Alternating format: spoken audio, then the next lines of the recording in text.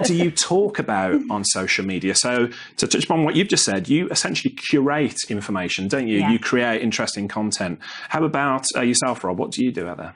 I try and talk about something, or if I'm sending something out, that will help the end users. Right. You know, I'm giving away a bit of free advice. And recently, you know, I've been asking people, what do they want me to vlog about?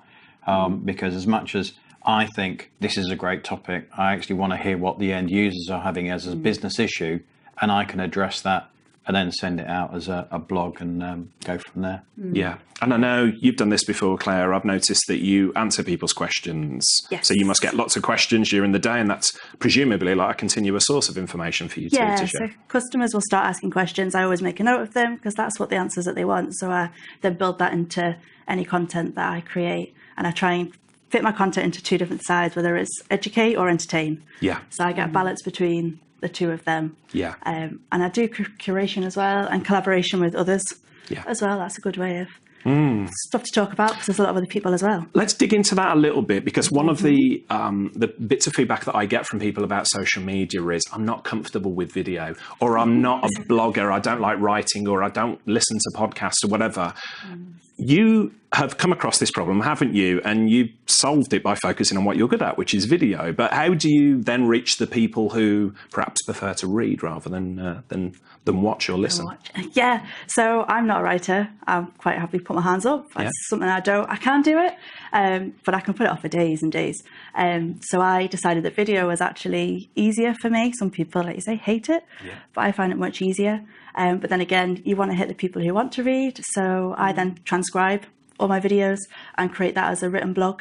Okay. So then you're hitting two target audiences, whoever wants to watch and listen, or if they don't want to see my face any longer, they can read it instead.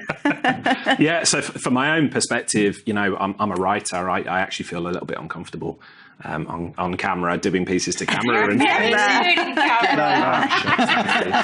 but I'm a writer, and you know, but it's easy to get those pieces of content, isn't it? As you say, videos can be transcribed into podcasts or into blog posts and things like that. Yeah. What about you, Fiona? What sort of content do you put out there? Again, you're incredible at video. I'm the only one here who doesn't do video, it seems, but you're incredible with video.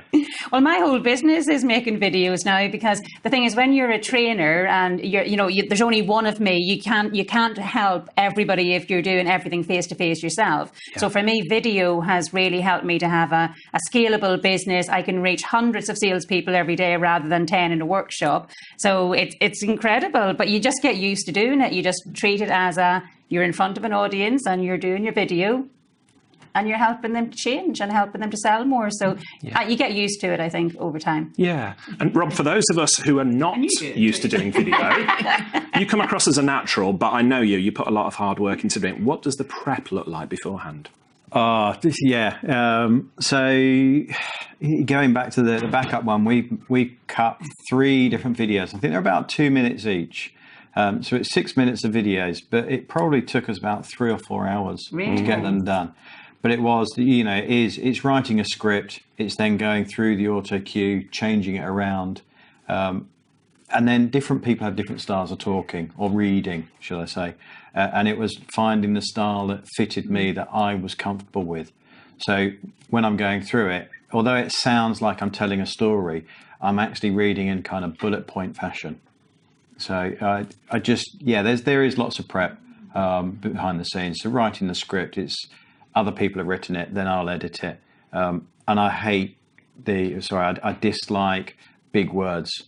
So I like the very easy, short words that people understand. Yeah. If you go off writing a big article, it can be very easy to write an article that would go into a magazine like Business Northwest Insider, which, yes, you can read it technically, but if you're on video, it's short, sharp, and I like the videos to be less than 2 minutes, and that's what we'll advertise. People will watch it then.